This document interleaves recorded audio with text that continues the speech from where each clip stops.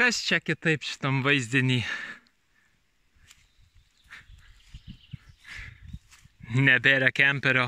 Ha, ha, ha, ha. Tai mažai čia daug komentuoju, bet keletą naujienų. Džiaugsmingiausias, kad pagaliau kemperis nebestovi čia, nebeduoda tokio negražaus plastikinio vaibo. Ieva jo labai norėjo nuo pat pradžių ir mes dėkingai, kad leido mums prieš 2 metus pavasarį ir anksčiau pabūt ir vėliau pabūt, bet supelijo ir džiaugiuosi, kad gavom tiek už daugiau negu tikėjaus, nes jam darbo nemažai reikia ir jo, ne prie ko čia. Tai visas dabar šitas darbas, tai jaučiu, buvo toks paruošimas, kad galėčiau sugrįžti atgal prie namo. Kažkaip jaučiu, kad bus man ramiau, kai kemperis nebebus, bet kad kemperiai galėtų išvežti, reikėjo 10 kubų malkų išvežti, tai kaip matosi, tenai yra krūva malkų ir keliose vietose. Reikėjo šiltnamį padaryti, pastatyti stelažų, kad būtų kur išnešti stiklainius ir viską kitą, kas buvo šiltnamyje.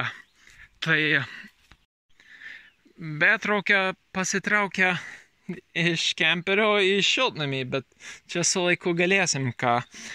O tai pastaruoju metu ir Ievai padėjau nemažai su savo dažo projektais. Nupirkom keletą šitų didesnių, tai čia vakar pilna piktžolių, kaip dilgėlių pripildžiau ir vandenio, kad galėtų pūdyti ir daryti trąšas. Šiaip Ieva persodino pomidorus visus, kurie buvo lauke, ir labai daug čia pasodino, čia kukurūzai vėl augs, labai daug pupų išdygo labai greitai, tai toks daržas, jeigu nebus krušos, tai labai tikimės gražus. Aš irgi pamažu mažinu šitą komposto kalną, čia kaip praeitą metą buvo viskas, nebuvo galima pro čia praeiti, tai liko tik šitas gabaliukas čia. Tai labai daug, kur užrišu galus, kad kai vaikas bus už mėnesį, spėjam, tai bus daug sunkiau kai kurios dalykus padaryti, užbaigti. Ir padarėm naują erdvę su draugu. Bet pirmą noriu parodyti ir toks hekas radom. Mes paskutinį mūsų moliūgą prieš mėnesį atidarėm ir išmetėm čia į kompostą ir čia auga pilna daiginių. Tai faina, kaip kompostą įdarbinti, kaip vietą daiginti sėklas. Čia norėsim daugiau pažaisti. Ir jo, daug tokių mažų dalykų, kaip palengvinimų gyvenime. Radom šitą kraną, kur sugedusio Ikėjos talpos, tai daug palengvina vietose. O dabar parodysiu, kur yra mūsų nauja erdvė, kur buvo toks pasidžiaugimo projektas, kadangi pagaliau uždėjau kemperį ant skelbių, tai norėjausi kažką smagaus padaryti. Tai mes turim šitą takelį, kurį padarėm praeitą metą su Ieva. Ir mes čia buvo toks brūzgynas.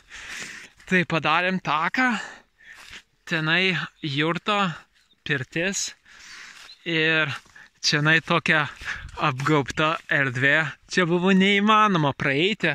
Čia jau šakos, daug ką sudeginom vakar, galvojam kažką iš šitų ilgų šakų padaryti, kažkokį miškinę dangą tarp šitų dviejų, galėtų tokį stogelį padaryti.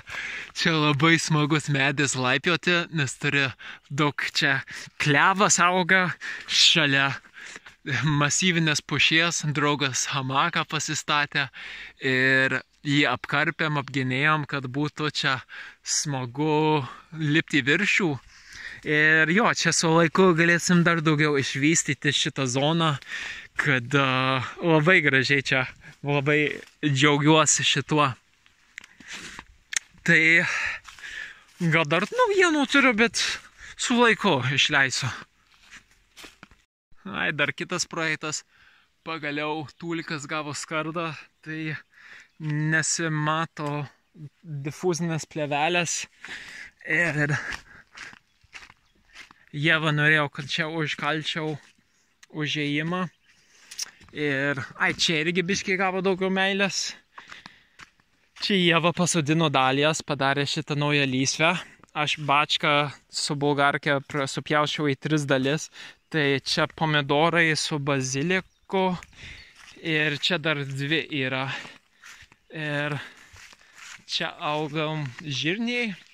Ir čia kas faina, kadangi mūsų jurtas pastatyta ant rūginių šiaudų, tai čia kažkiek išsibarstė ir išaugo. Tai pažiūrėk, kokio aukščio šitie stiebai. Tai mano tokia svajonė dabar išsaugoti šitas sėklas, pasidauginti jas ir su metais, jeigu gana užaugtų, būtų galima stogelius iš šitų pastatyti, nes jie aukšti.